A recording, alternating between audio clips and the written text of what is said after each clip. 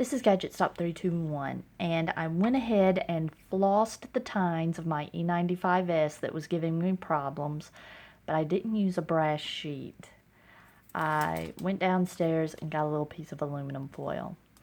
Now, aluminum foil is not a substitute for a brass sheet because, like I mentioned before, most of my fountain pen nibs, the tines come together just slightly at the tip. And if you try to floss it with aluminum foil, a little chunk's going to rip off and get stuck between it, and then you're going to have a piece of aluminum foil stuck between the tines. And you may end up damaging the nib trying to get that aluminum foil out. But I knew that on this E95S, the tines were parallel. And I was pretty sure I would have enough room to run a piece of aluminum foil through it. I just wasn't patient enough to order some brass sheets. It would probably be something good to have on hand because I'm not going to be able to do this with my other fountain pens. But all I did was, I hope this will focus. Maybe if I hold it like this. What I did was I took the corner that was straight, that hadn't been torn, this side right here, and I just put it in the breather hole and pulled it down. And when I got done, I noticed, like, if you look at it right now, it's just a teeny tiny little splotch of ink, just a little triangle of ink. But there was a clump of ink on the corner when I did it the first time, and that little clump were fibers that had been stuck between the tines and had soaked up ink and were stuck in there and just causing my pen not to write its best. And then I tested it again, and to the naked eye you can't hardly tell the difference. But it's one of those things, if you write with fine nibs, you can tell the difference. Like, it was still writing just as wet, but the ink just wasn't spreading out as much.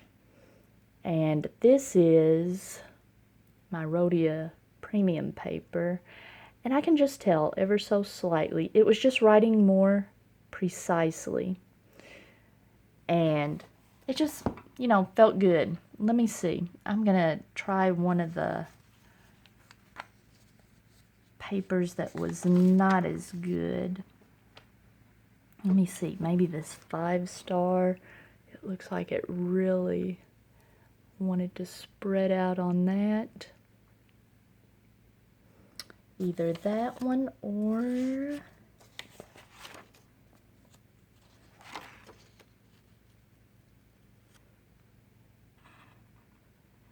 I don't know. Let's see. Maybe try the Filofax notebook. I don't know, because it's still going to write just as wet. I'm gonna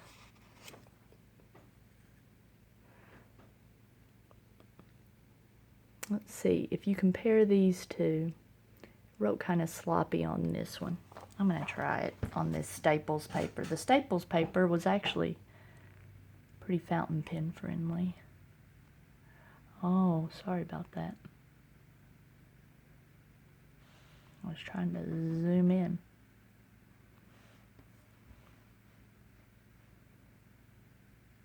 Okay.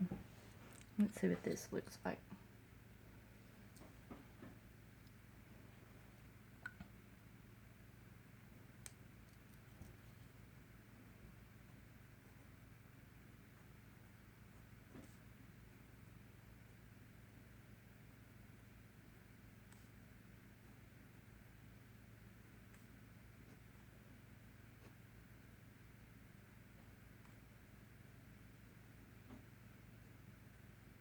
Just feels so much better. It doesn't feel like you're writing with a felt tip marker.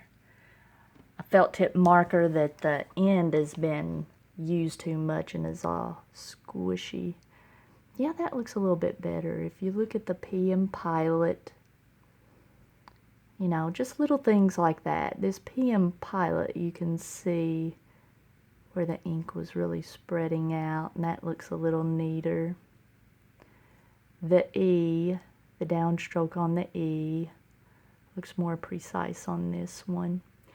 So, okay, I'm happy with my E95S again.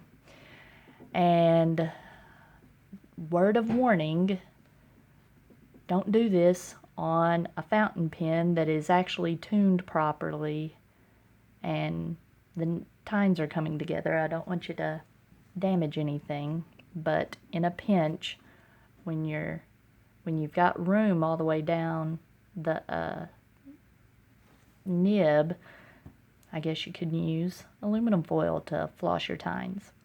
Alright, if you found this video helpful, please give me a thumbs up, and if you'd like to see more videos like this, please subscribe to my channel.